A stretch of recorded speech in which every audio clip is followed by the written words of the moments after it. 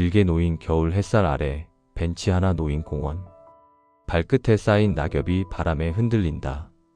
멀리서 아이들의 웃음소리가 들리지만 거리는 조용하다. 한동안 아무 말도 하지 않고 그저 앉아있는 자신이 있다. 이 영상에서는 바꾸라고 하지 않습니다. 누군가를 더 이해하라고도 덜 기대하라고도 하지 않습니다. 좋고 나쁨을 판단하지 않습니다. 단지 지금 이 순간 관계 속에서 느껴지는 마음과 구조를 들여다볼 뿐입니다. 50대가 되면 관계의 풍경이 이전과 사뭇 달라진다. 젊었을 때는 친구, 직장, 가족 안에서 조금이라도 서운한 일이 생기면 마음이 쉽게 흔들렸다. 말끝마다 긴장을 놓치지 않고 상대의 말과 표정을 해석하며 긴장의 끈을 놓지 않았다. 그러나 지금 은행 앞 벤치에 앉아 지나가는 사람들을 바라볼 때 마음은 더 이상 예민하게 흔들리지 않는다. 단순한 인사에도 가벼운 서운함이 스쳐가지만 곧 조용히 지나간다. 집 안에 혼자 있을 때도 비슷하다. 차 한 잔을 내리고 창밖을 바라보며 호흡을 고른다. 저녁 햇살이 거실을 길게 채우고 먼 하늘의 구름은 천천히 흘러간다. 과거 같으면 이런 순간에도 마음속에서 누군가에 대한 불만이나 기대가 스며들었을 것이다. 하지만 지금은 단순히 지켜볼 뿐이다. 내적 독백이 조용히 흐른다. 그때 나는 왜 그렇게까지 마음을 쏟았을까? 그리고 곧 답을 찾으려 하지 않고 그냥 떠오른 생각을 흘려보낸다. 가끔 가족 모임이나 친구와의 만남에서 느껴지는 작은 긴장도 있다.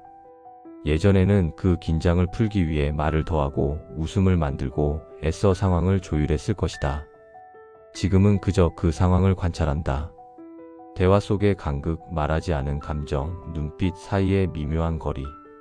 모든 것이 한 폭의 풍경처럼 스며든다. 호흡과 함께 마음속에서 작은 여백이 만들어진다. 그 여백 속에서 나는 이 관계를 얼마나 에너지로 감당할 수 있을까라는 생각이 조용히 떠오른다. 그리고 놀랍게도 그 여백이 편안함을 준다. 누군가를 붙잡으려는 강박이 서서히 사라지고 마음은 스스로 흐름을 조절한다.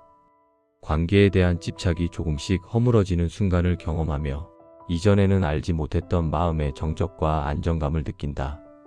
이제 마음의 변화는 단순한 개인적 성격의 문제가 아님을 느낄 수 있다. 오랜 시간 반복된 관계 경험 속에서 자연스럽게 형성된 구조적 현상이다. 젊은 시절에는 마음을 쏟는 것이 당연했고 상대에게 기대를 거는 것이 자연스러웠다.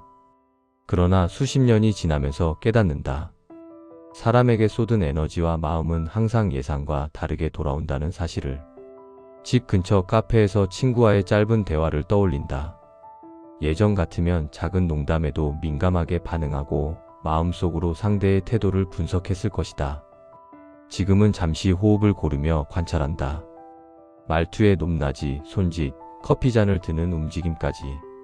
모든 장면이 마음속에서 천천히 재생되지만 반응은 최소화된다. 왜 이렇게 행동했을까라는 질문도, 나는 어떻게 느껴야 할까라는 고민도 그저 스쳐 지나가는 풍경처럼 흘러간다. 쇼펜하우어는 인간관계를 본질적으로 에너지 소모 구조로 보았다. 사람은 서로 기대를 만들지만 그 기대는 종종 충족되지 않는다. 50대 이후 반복된 경험은 마음이 예민하게 반응하지 않게 만든다. 과거에는 마음의 소진을 느낄 때까지 상대를 붙잡으려 했지만 지금은 잠시 거리를 두고 흐름을 지켜본다. 그 관찰 속에서 인간관계의 비용이 자연스럽게 드러난다. 퇴근 후 골목길을 걷다 보면 가로등 아래에서 들리는 발걸음 소리도 마음의 관찰 대상으로 바뀐다. 어떤 소리는 친숙하고 어떤 소리는 경계심을 자극한다. 하지만 반응은 예전보다 잔잔하다.